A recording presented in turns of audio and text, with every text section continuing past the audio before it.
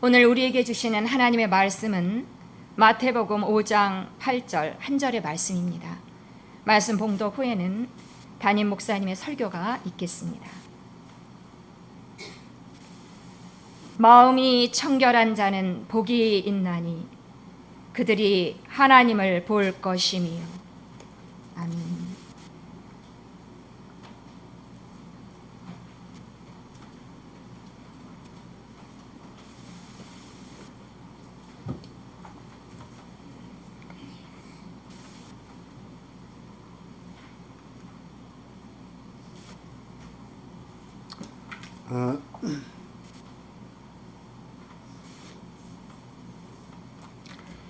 우리 교회는 너무 작아서 좀 교회가 커야 되겠지만, 저는 특히 요즘에 와서 교회가 번창하기를 그렇게 바라지 않습니다.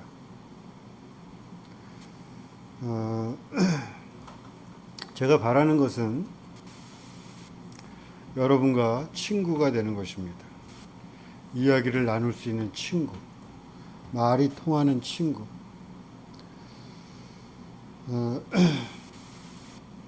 그래서 정말 진실한, 어떤 장막에 가려지지 않은 자유로운 대화가 오고 가는 그런 친구가 됐으면 좋겠다. 친구가 그립고 또 이야기 나눌 사람이 그립고 그런 시간들을 사는 것 같습니다. 요즘에 산상수훈 제가 정오에 묵상하고 있는데, 두 번째 시즌이 끝나고 이걸 뭐 쭉 7장까지 다 하려니까 여러분 아마 읽지도 않으실 거예요. 길어서 그거 뭐 언제 읽고 있겠습니까? 그러리라고 생각합니다. 그냥 저는 쓰는 것 뿐이고, 읽으리라 그렇게 많은 기대를 뭐 읽는 사람이 있긴 있겠죠. 저한테 읽고 나서 무슨 감상을 얘기하는 사람들도 제가 여러 사람 만났으니까 우리 교인 중에는 없는 것 같고, 다른 사람들은 좀 읽는 사람들이 몇 사람이 있지 않을까. 하여튼 그 쓰는데 너무 기니까 지루하실 것 같고, 그렇게 다 읽을 시간도 없을 것 같고, 그렇지만 그냥 씁니다. 지금 100몇 번인가 하는데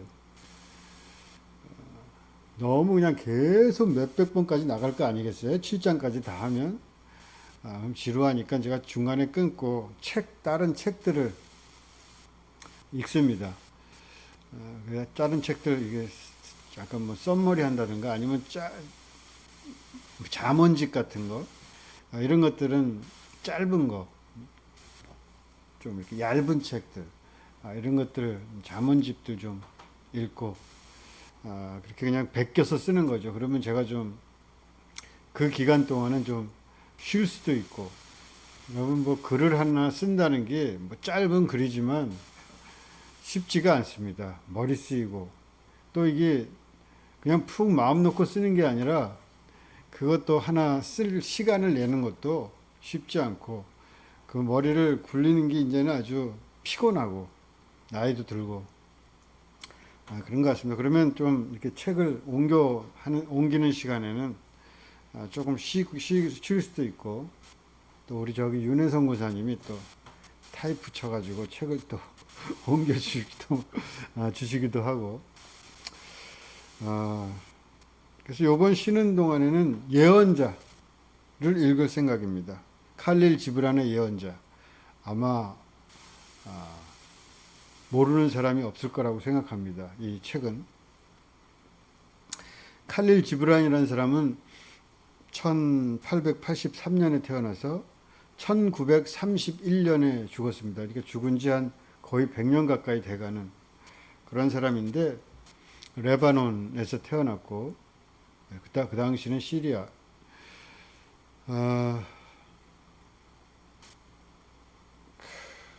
갑자기 또 마론, 그 기독교의 마론파라는 게 있어요. 레바논, 시리아 이쪽에 있는데, 레바논에서는 가장 강력한 기독교 종파입니다. 뭐 예를 들자면 우리 뭐 한국에서는 장로교가 많잖아요. 미국은 뭐가 많나요? 감리교도 많고 요즘은 단어가 너무 이제 생각이 안 나. 집례교 많고. 그런데 거기는 마론파라는 아주 좀 독특해요. 그 사람들이. 쫓겨와서 그쪽에서 어떻게 정착해 거기서 번져갔는데 지금도 거기 가면은 정말 저는 물론 가보진 않았지만 이렇게 영상이나 이런 걸로 보면은 뭔가 분위기가 좀 남다르고 기본적으로 동방교회 전통에 서 있다가 나중에 서방교회에 흡수된 그러니까 로만 카톨릭에 흡수된 그런 종교인데 하여튼 마론파. 그래서 이 사람의 글에는 기독교적인 그 색채가 굉장히 진하게 묻어 있습니다. 예언자를 쓴 것은 1923년. 그 전에 초기는 자기 고국의 언어로 썼었는데 나중에 영어로 쓰고 그 다음부터 좀 지나서 영어로 많이 쓰는데 예언자는 영어로 쓴 책입니다. 그래서 제가 요즘에 이제 나도 한번 번역을 해보자. 그래서 요즘에 영어로 읽고 있는데 영어 그 책을 사가지고 요즘에 이렇게 보는 거 있잖아요. 이 종이책 말고 그런 거를 어떻게 하나 사가지고 보고 있습니다. 그 영어로 쓴 책이 잘 팔렸어요. 이 예언자는 처음에는 좀 비판을 받았다 그럽니다. 그러다가 엄청난 찬사를 받고 많이 팔려요. 20세기의 성경이다. 그런 찬사를 받습니다.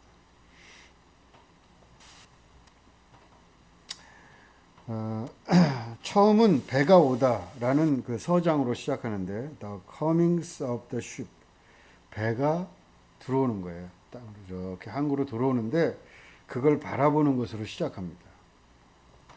마지막은 작별, 페어웰, 작별이라는 장이에요. 그래서 이렇게 처음에 서장이 배가 오다로 시작해서 그 배를 타고 떠납니다. 근데 떠나는데 떠나기 전까지 올펄레즈라는 그 시에서 머물다가 12년 동안 머물다가 가는 건데 고향으로 가는 건데 그 올펄레즈 사람들 특히 여자 선지자 한 명이 있는데 하여튼 사람들이 가기 전에 좀 귀중한 말씀을 우리에게 남겨주십시오 하고 묻습니다. 그게 주제가 26개예요. 제가 처음에 이 책을 읽을 때는 잘 기억은 안 나는데 한 20살 근방이 아니었을까 싶습니다. 근데 그때 읽을 때 정말 엄청난 감동을 받았어요. 충격을 받았어요. 이야, 이 사람 누구지? 우와, 이런 글이 그랬던 기억이 납니다. 그 이후로도 많이 읽었던 것 같아요, 이 책을. 어떻게 우연히 보면은 짧으니까 또 읽다가 말아도 돼요. 한 장 한 장 이렇게 있으니까 짧고. 그래서 아주 평생을 읽었다고 해도 과언이 아니죠. 눈에 띄면 요즘에 제가 이 책을 찾아봤는데 한 두세 권 있을 텐데 안 보이더라고요. 제가 어디다 빼놓은 것 같아요. 이거 그러다가 잊어버린 것 같아요. 어디 있는지 모르겠어요. 그래서 제가 다시 책을 산 거예요. 책을 요즘에 종이책으로 안 사고 전자책으로. 하여간 앞으로 한두 달 되지 않을까. 12시에 올려드릴 테니까 한번 천천히 묵상해 보시길 바랍니다. 아주 얇은 책인데 구성이 어떻게 되어 있냐면은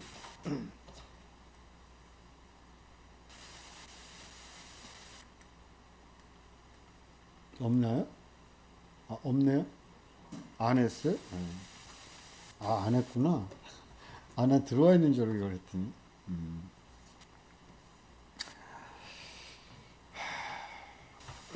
그럼 할 수 없죠.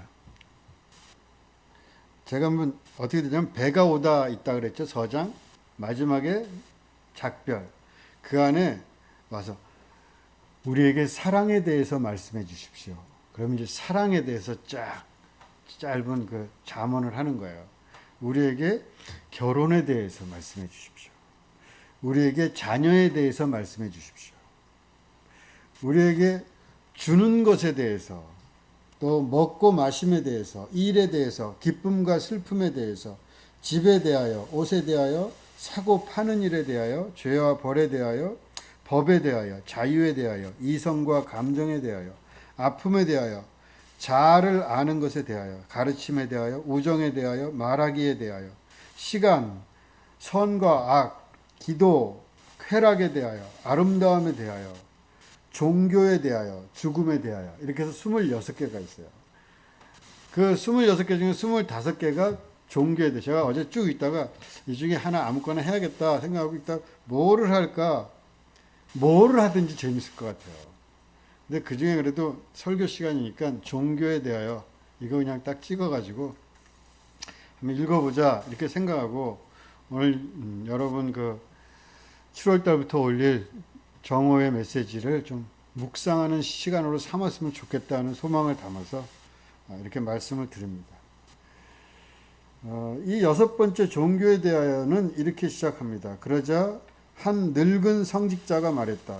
우리에게 종교에 대하여 말씀해 주십시오. 그가 대답했다. 이렇게 돼요. 한번 쭉 읽어보겠습니다. 오늘 종교에 대하여 거의 한 페이지 가까이 되거든요. 내용이 어떤 건지 한번 들어보세요. 제가 이렇게 써가지고 서목사님한테 이렇게 보냈다고 생각하는데 제가 안 보내고 보냈다고 생각한 것 같아요. 한번 읽어보겠습니다. 그가 대답했다. 내가 오늘 그것 말고 다른 무엇을 말했던가? 모든 행위와 모든 숙고가 곧 종교가 아닌가? 행위나 숙고가 아니라도 손으로 돌을 쪼거나 배틀을 손질하는 동안에조차도 영혼으로부터 자꾸 솟아나는 경이로움과 놀라움, 그것 또한 종교가 아닌가? 자신의 행동으로부터 자신의 신앙을, 혹은 자신이 하는 일로부터 자신의 믿음을 분리시킬 수 있는 자 누구인가? 자신의 시간을 앞에 펼쳐놓고 이렇게 말할 수 있는 자 누구인가? 이것은 신을 위한 시간, 이것은 나 자신을 위한 시간, 이것은 내 영혼을 위한 시간, 이것은 내 육체를 위한 시간. 그대의 모든 시간은 자아에서 자아로 허공을 퍼득이며 날아가는 날개.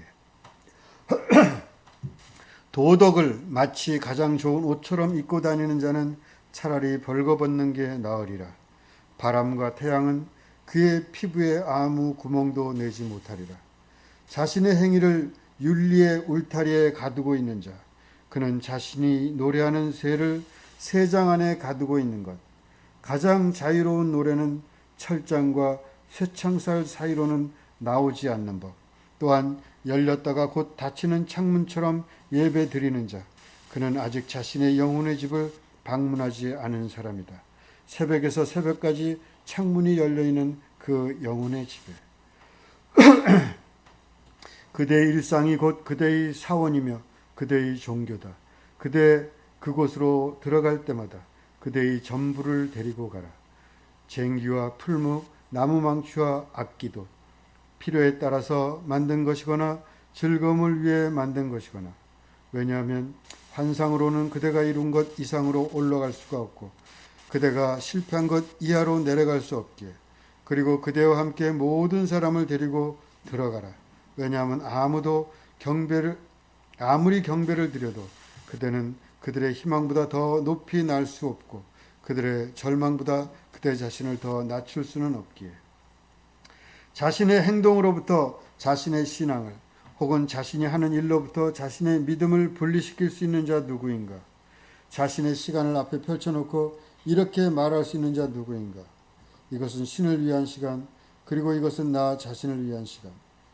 이것은 내 영혼을 위한 시간, 이것은 내 육체를 위한 시간. 그대의 모든 시간은 자아에서 자아로 허공을 퍼덕이며 날아가는 날개. 또한 그대 만일 신을 알고자 한다면 수수께끼 푸는 자가 되려고 하지 말라. 그보다는 그대 주위를 돌아보라.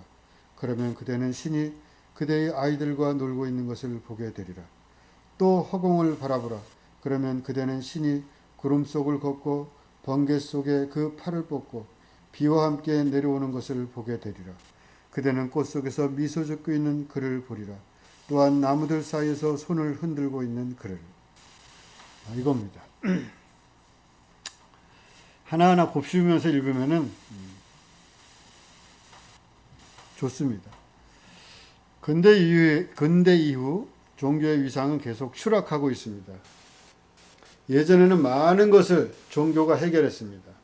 인간이 나면서부터 죽기까지 종교가 관여하는 분야가 엄청나게 많았습니다.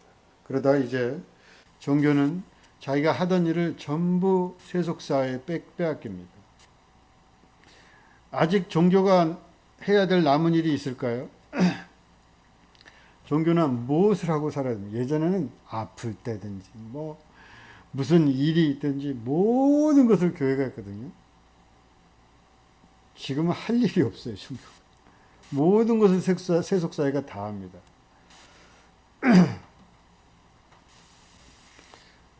세계적으로 종교 인구는 감소하고 있다고 합니다. 모든 나라에서 거의 대부분의 어떤 문명을 가진 모든 나라는 종교 인구가 다 감소합니다. 대표적으로 유럽이 그렇고 미국도 종교적인 나라지만 엄청나게 감소하고 있습니다. 한국 그야말로 빛의 속도로 종교 인구가 감소하고 있습니다. 2015년인가요? 2005년인가? 인구 센스 15년이겠네요. 인구 센서스를 10년마다 한 번씩 하잖아요. 그때 종교에 대한 조사도 하는데 2015년에 종교 인구, 한국의 종교 인구는 한 반반 됐어요. 믿는 사람과 안 믿는 사람이. 반반. 2021년 아직 종교 센서스가 내년에 있겠지만 다른 종교 조사들을 보면은 6대 4로 바뀝니다. 믿지 않는 사람이 6이 됩니다. 믿는 사람은 4로 줄었어요. 속도가 점점 빨라지고 특히 10대, 20대, 30대는 종교 인구가 바닥을 깁니다. 앞으로 시간이 지나면은 종교 인구는 엄청나게 감소할 거라고 추측을 합니다. 그는 기독교뿐만이 아니라 불교, 천주교 다 마찬가지입니다. 종교 인구 자체가 엄청 줄고 있어요. 근데 그렇게 종교 인구는 감소하는데 질문을 그러면 당신은 종교적인가? 종교적인가를 묻지는 않지만 그래서 당신은 그러면은 그 유물론자인가라는 의미로 물어요. 다시 말해서 그러면 죽으면 아무것도 없고 사람이 사는 건 요 땅에 와가지고 그냥 수정란이 돼서 분화돼가지고 태어났다가 그냥 죽으면 딱 모든 것이 없어지는 그냥 끝인가? 아무것도 그 이상의 것은 없는가? 그런 식으로 물으면 그건 아니라고 대답해요. 90% 가까이가. 종교를 갖지 않은 사람조차도. 그러니까 그 사람이 종교인이라는 것과 종교적이라는 것은 좀 달라요. 모든 사람은 대부분 무신론자라 하더라도 종교적인 경우가 많습니다. 그러니까 종교적 어떤 것 이상 산다는 것 삶의 수준 이상의 것을 항상 생각해. 인간은 종교적이에요. 동물과 다릅니다. 동물은 천국을 바라본다든가 그런 거 없어요. 그러나 인간은 다른 차원의 세계를 그리워하고 다가가고 싶고 그것을 어떻게든 그걸 만나고 싶고 그렇게 종교성을 가집니다.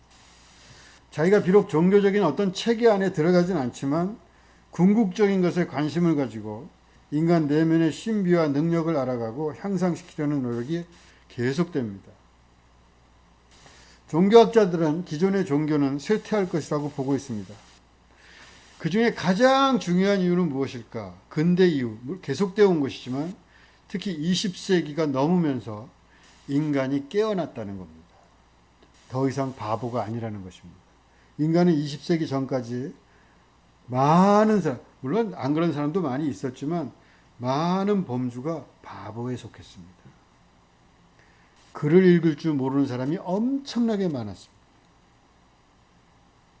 20세기에 와서 글을 읽게 된 거예요, 사람은. 글을 읽는 부류가 얼마 되질 않았어요. 사람은 지금 똑똑한 것 같죠, 우리가? 요렇게 된 게 얼마 되지 않아요. 바보처럼 살았어요. 저희 할머니도 글을 모르셨고, 이름조차도 없었던.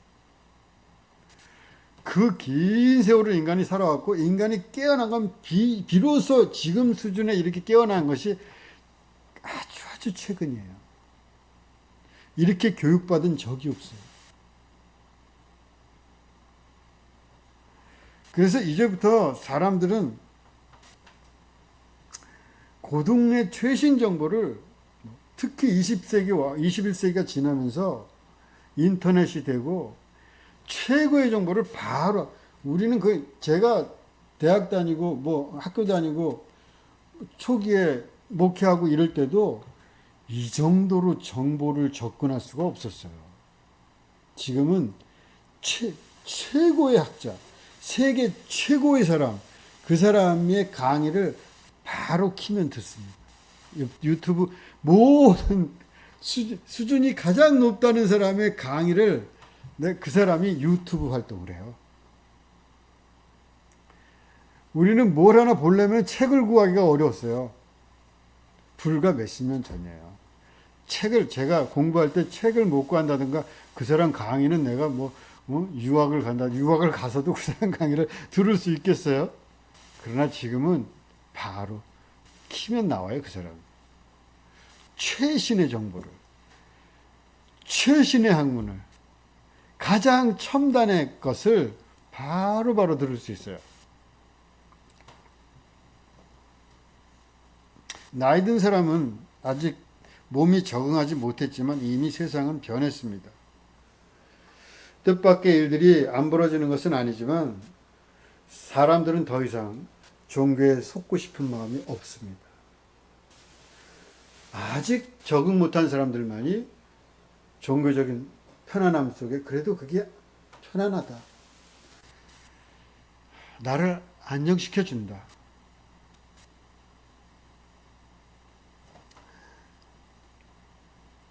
그러나 그렇긴 해도 종교적 체계 안에 들어오지 않는다 해도 인간의 가장 궁극적인 관심, 그것이 사라지는 것은 아닙니다. 결국 앞으로 사람들은 어떤 교리 체계나 종교 전통보다도 인간의 물음과 내면의 어떤 영성을 개발하는 데 적합한 그런 종교성을 추구하는 쪽으로 갈 것이다. 그렇게 생각합니다. 그래서 종교가 거기에 적응을 못할 경우에 급격한 쇠퇴를 보게 될 것이다. 그리고 실제로 그것이 벌어지고 있습니다. 예를 들어서 한국교회 같은 교회는 가장 빨리 무너질 겁니다. 자기들은 가장 뜨겁게 융성한다고 착각하면서 기존의 종교를 고수하고 있지만 그런 종교일수록 가장 빨리 무너지고 말 것이다. 인간의 무지를 음식 삼아 먹는 종교, 교인들을 무지 속에 가두는 종교, 그런 종교는 더 이상 살아남기 힘듭니다. 지금의 10대, 20대, 30대가 몇십 년 후에 장년이 됐을 즈음에는 아마 겨우 명맥을 유지하고 어느 정도 변화를 시도하려고 하지만 잘 안 돼요. 기도를 지금 여러분 예를 들어서 템플 스테이를 한다. 템플 스테이에 가는 사람은 물론 불교인들이 많이 있지만 반 이상이 그냥 무신론자거나 기독교인이라거나 카톨릭이라든가 많습니다. 템플 스테이 가는 사람. 그 사람들은 내가 거기 템플 스테이 갔다 온다고 해서 내가 불교인이 되는 게 아니에요. 그냥 자기의 영성을 가꾸는 거예요. 거기에 대한 갈구가 있어요. 현대인들은, 특히 한국인들은 너무너무 힘들기 때문에 사는 것이 복잡하고 생각하면 화나고 남들은 달려가는 것 같고 나는 서 있는 것 같고 맨날 불안하고 그래서 마음의 평화를 얻고 뭔가 하고 싶은데 교회는 그것을 만져주는 곳이 없어요. 통성 기도나 시키려고 그러고. 그게 마음에 안 들거든요. 아닌 것 같아. 그전에 그냥 그렇게 하라니까 하는 줄 알았어요. 근데 이제는 너무 많은 것을 알게 됐어요. 사람들이. 더 이상 버티기는 어렵습니다. 전 통성기도를 나쁘다는 게 아니에요. 통성기도의 좋은 면이 확실하게 있습니다. 그러나 그런 성향이 아는 사람들도 많이 있다는 걸 알아야 돼요. 억지로. 제가 어디 뭐 집회 같은 데 가면은 통성기도 시키면 아주 그냥 속에서 불이 나요, 불이 나. 갑자기 소리를 지르라 그러는데 소리 안 지르면 옆 사람들은 시끄럽고 가만히 있자니 뭐하고 그 분위기라는 게 싫어요. 자체가 싫어요. 내 영성이랑 안 맞아, 코드가. 근데 그것밖에 몰라요. 다른 풍부한 2000년의 영성이 있는데 한국 땅에서 만들어진 이 통성기도라는 거, 이 짧은 역사를 가진 이거를 갖다 전부로 착각하는, 이 거기다 오만하기까지 한 이 영성, 이걸 가지고 몇 년 버틸까요? 한국교회가. 다시 기도 공부를 해야 돼요. 다시. 뭐만 하면 자기랑 틀리면 다 악화돼. 뭐 템플 스테이니 영성 자기 영성 명상을 한다든가 다 나쁘대. 그거는 뭐 인도의 종교라는 등 뭐 어째 명상은 전부 이단이라는 등 자기 것밖에 몰라요.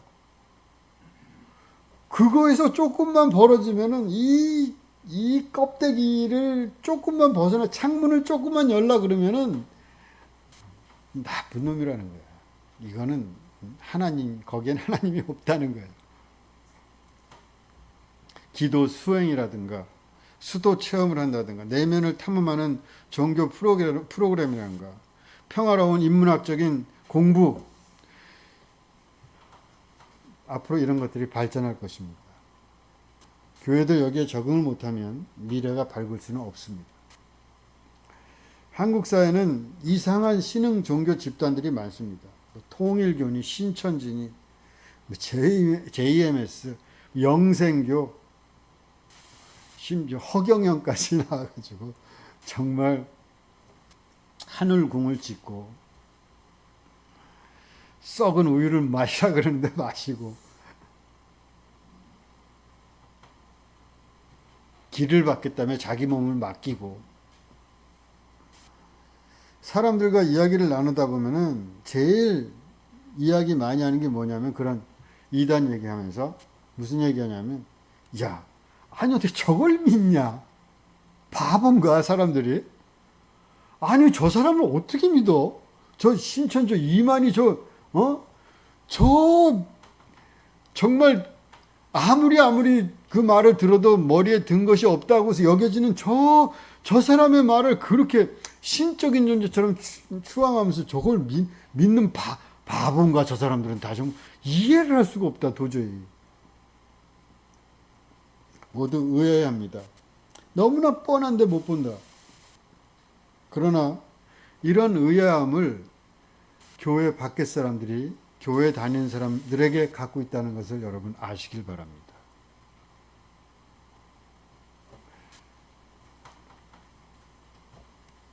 처녀가 아이를 낳는 것을 믿어야지만 확실하게 믿어야지만 구름을 타고 올라갔고 구름을 타고 내려올 것이라는 것을 사실적으로 믿어야지만 그것의 의미가 아니라 그리고 세상은 심판하고 지옥과 천국으로 갈려가지고 영원히 아주 영원히 불 속에서 지져질 것이다. 그걸 안 믿어? 그걸 안 믿으면 신앙이 아니지. 이 모든 것들이 참 사람들은 의아하게 보고 있다는 것을 아셔야 됩니다. 그것이 과학적 언어가 아니라 종교적 언어라는 것을 확실하게 알아야 돼요. 그걸 믿고 안 믿고가 신앙이냐 아니냐 종교이냐 아니냐를 결정하는 것이 된다면은 그건 너무 종교가 빈약한 거예요. 야, 저런 걸 믿냐? 저런 레벨의 저런 깊이를 믿어야 돼? 이렇게 생각한다는 겁니다.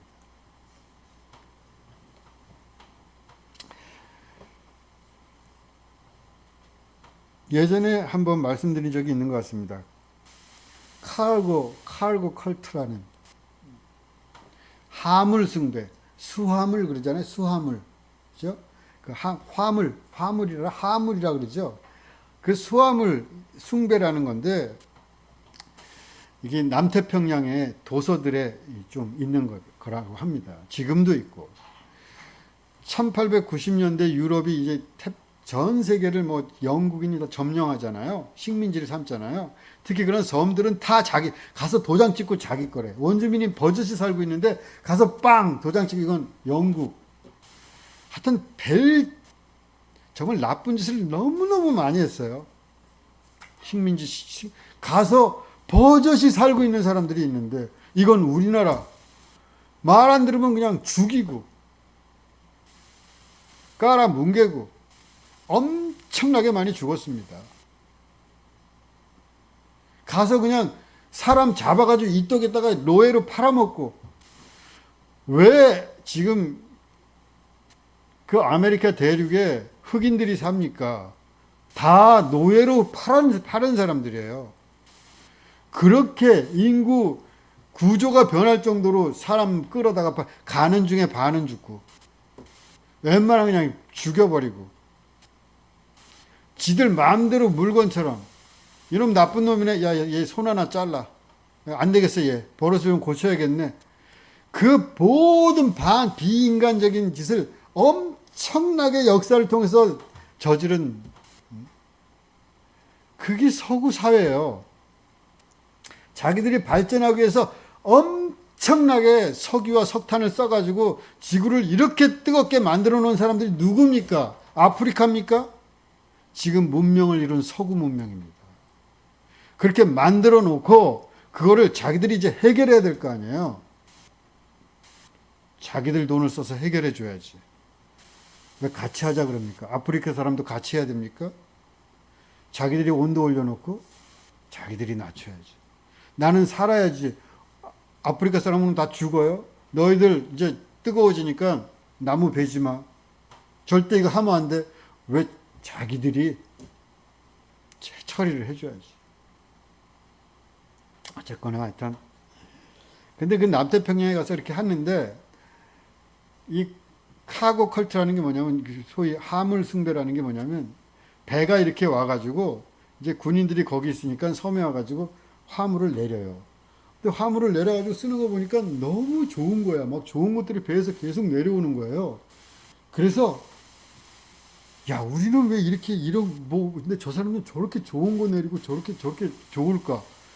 그러다 그게 숭배의 대상이 된 거예요. 그래서 화물 숭배가 된 거예요. 그래서 생각하기를, 저거 원래 우리 조상신들이 우리한테 보내기로 한 건데, 요 백인들이 가로챈 거다. 그래가지고 뭐 폭광난이 일어나고 그래요. 그런데, 판나라는 섬이 있는데, 존 프롬 빌리지라는 데가 있다고 그래요. 이 사람이 어느 날 비행기를 타고 이 섬에 도착했어요. 그래가지고 신적 휴황을 받습니다.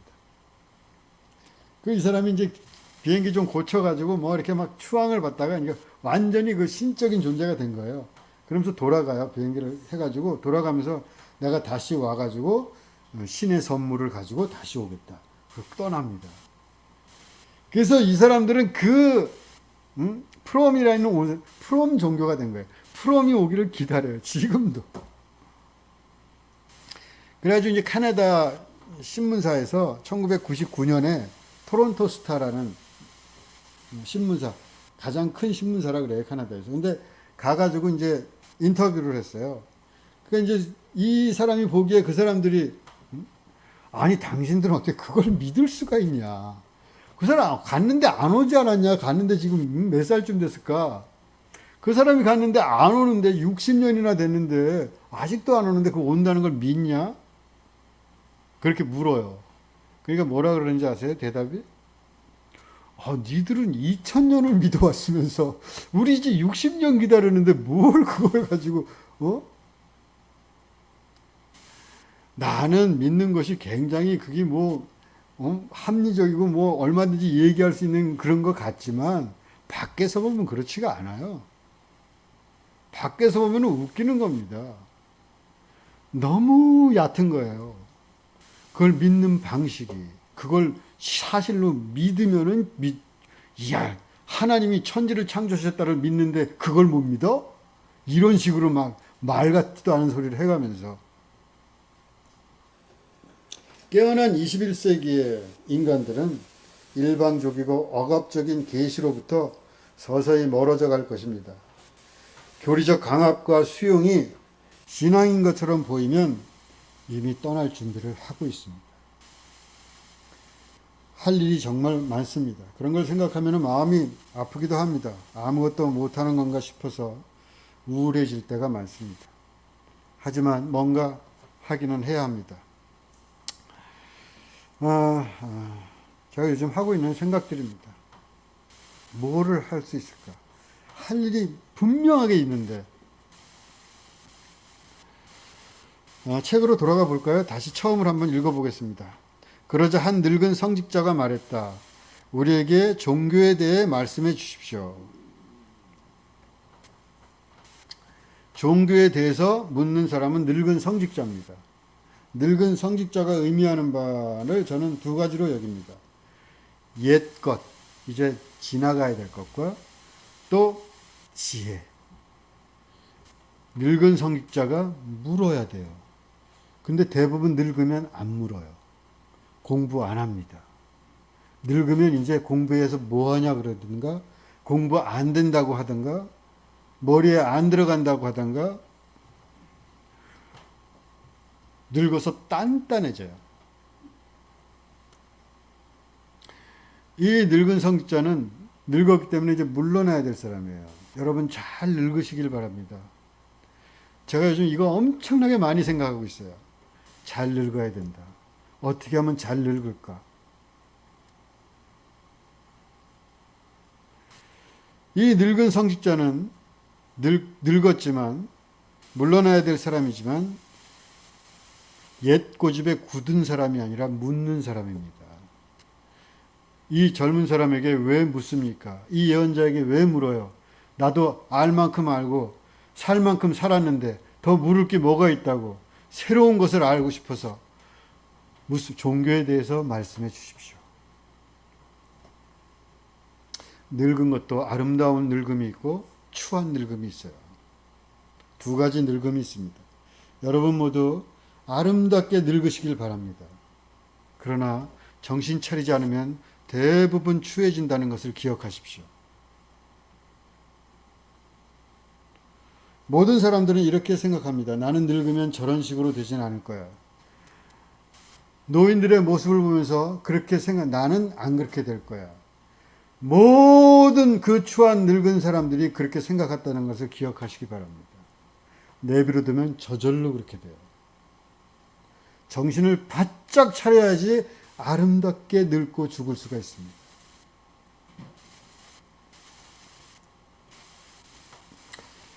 저는 요즘 카페를 하면서 나이 든 사람, 우리 카페는 나이 든 사람, 젊은 사람보다는 나이 든 사람들이 많이 오기 때문에 아줌마들, 할머니들까지, 80대 할머니까지, 90이 다 돼가는 할머니들까지 여기 와서 모임도 하고, 제가 느낀 거는 나이별로 대부분 안 그런 사람도 물론 있지만 나이만큼 추해진다는 겁니다. 나이만큼 어쩔 수가 없어요. 자연스러워요. 너무나. 왜냐하면 목소리도 큽니다. 목소리가 커요. 일단 왜? 귀가 잘 안 들리는데 클 수밖에. 그러니까 정신을 바짝 차려야 돼. 나이 들면. 내가 자연스럽게 하는 것은 추하다는 것을 기억해야 됩니다. 내가 안 들려서 크게 하는 거야. 그렇게 말하면 안 돼요. 정신을 차려야 돼요. 20대는 20대가 와서 그렇게 소리내서 또 그런 놈들도 있어요, 가끔. 그러나 대부분은 그렇지 않아요. 30대, 40대, 50대, 60대 그대로 드러납니다. 60대의 목소리와 50대의 목소리가 틀려요. 50대와 40대가 틀리고 40대와 30대가 틀립니다. 여러분도 마찬가지입니다. 저도.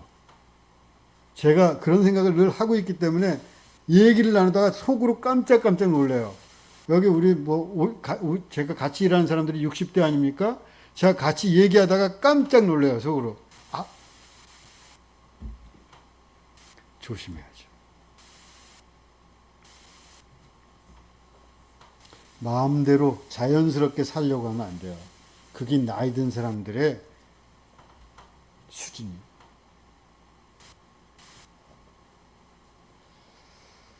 나이가 들면서 얻는 지혜가 커서 젊은 사람들이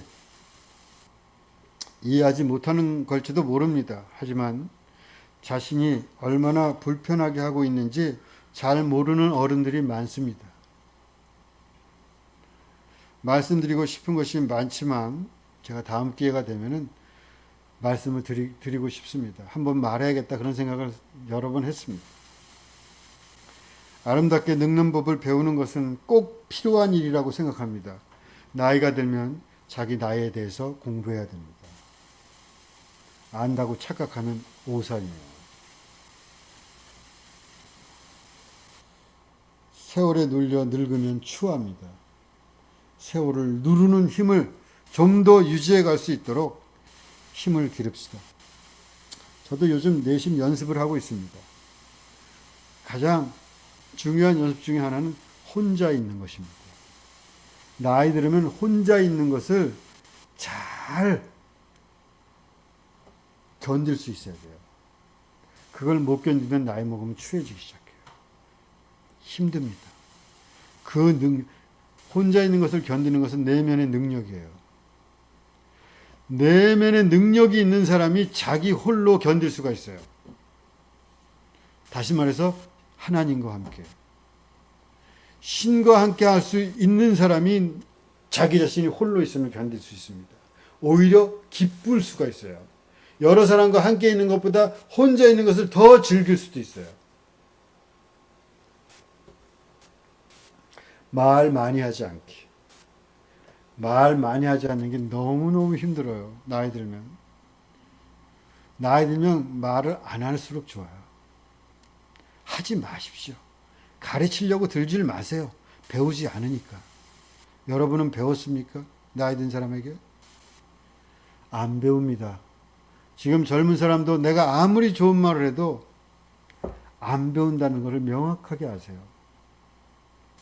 내가 말하는 순간 젊은 사람들은 다른 생각을 하기 시작합니다. 자식에게 가르치려고 하지 마세요.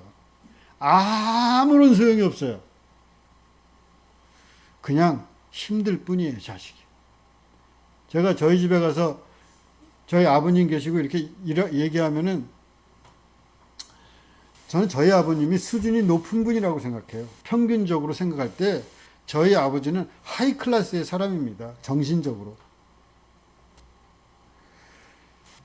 지금까지도 부단히 책을 읽으시고 저보다 더 많이 읽으시고 그리고 기본적으로 머리가 좋은 분이고 우수한 사람이고 그런데 가족들이 모였을 때 저희 아버님이 요즘 가만히 보면 말이 상당히 줄었어요. 근데 말을 했다. 말을 하기 시작한다. 그러면 어떻게 될까요? 우리는 입을 닫을 수밖에 없어요. 나이 든 사람의 말은 젊은 사람의 입을 닫게 합니다. 대화를 중단시켜요.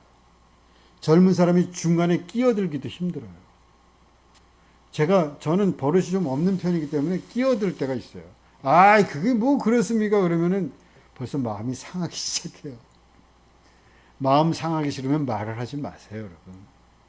아니면은 젊은 사람들의 말을 막고 싶다면 말을 하세요.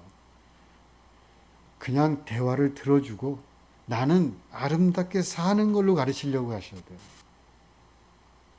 내 인생이 아름답게 사는 것 말고 말로는 가르치는 걸 포기하셔야 돼요.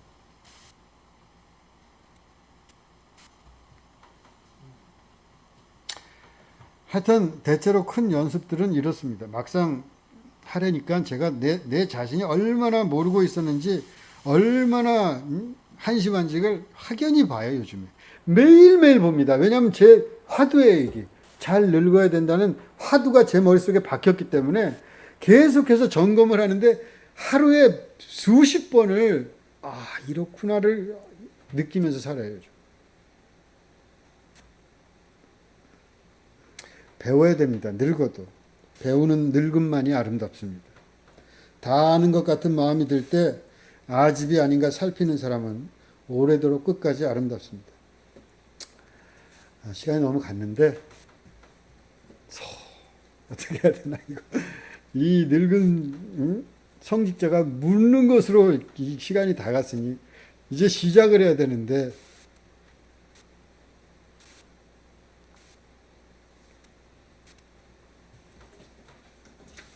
그러나 뭐 얘기를 하다가 못하면 말면 되지.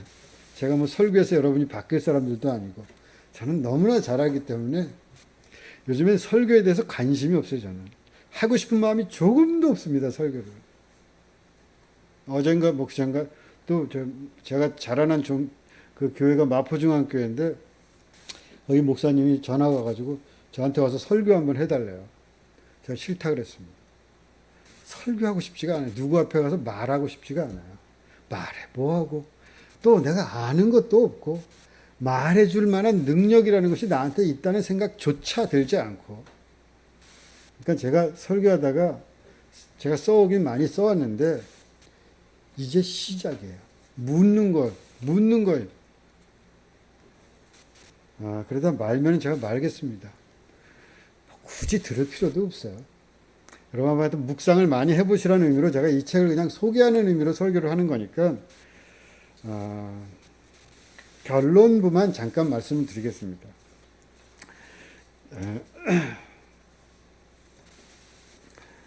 신앙생활을 할 때 자기의 일상에서 신앙의 길을 찾으세요. 여기 보면은 아까 제가 한번 읽었지만 뭐 기억을 못 하시겠지만 일상이 사원입니다. 나의 사원이다 생각하세요. 일상에서 하나님을 만나는 자가 신의 자녀다. 일상에서 만나지 않고 교회에서 만나는 자는 종교의 자녀입니다. 신의 자녀는 될 수가 없어요. 신의 자녀와 종교의 자녀를 구분하시고 신의 자녀이면서 종교의 자녀가 되세요. 종교의 자녀이면서도 신의 자녀가 되셔야 돼요. 알지도 못하면서 아는 척하고 그냥 미친 듯이 믿는 것이 신앙인 줄 착각하고 교리를 믿는 것이 신을 믿는 것으로 착각하는 교리를 믿는 것이 신을 믿는 것을 가로막고 있다는 것을 모르는 그런 유치한 수준의 종교인이 돼서는 안 됩니다.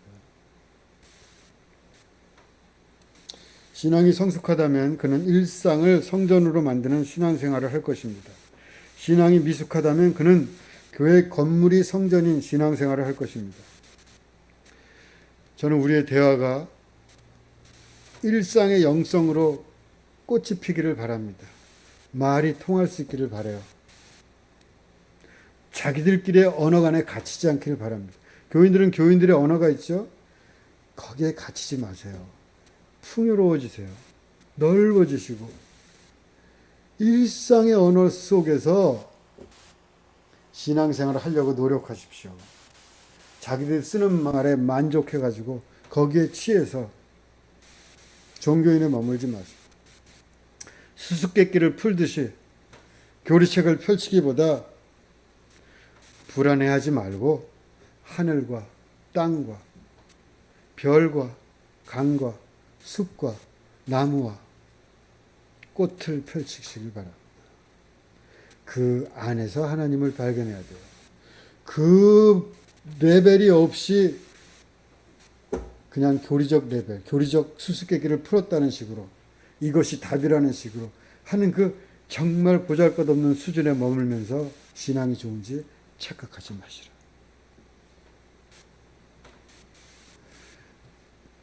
교리나 전통이나 선글라스처럼 키고 모든 것이 빨간 줄 알고 모든 것이 파란 줄 알고 미친 듯이 믿는 것, 그것은 앞으로 얼마 남지 않았다. 그 모든 것들이 필요하고 소중한 것이고 그 안에 신비가 있다면, 그러나 그것이 분리시키고 가두고 옹졸하게 만들 때 벗어던지고 다시 보라. 종교에 대해서 다시 생각해 보시라. 여기까지만 말씀을 드리겠습니다. 잠깐 기도하겠습니다.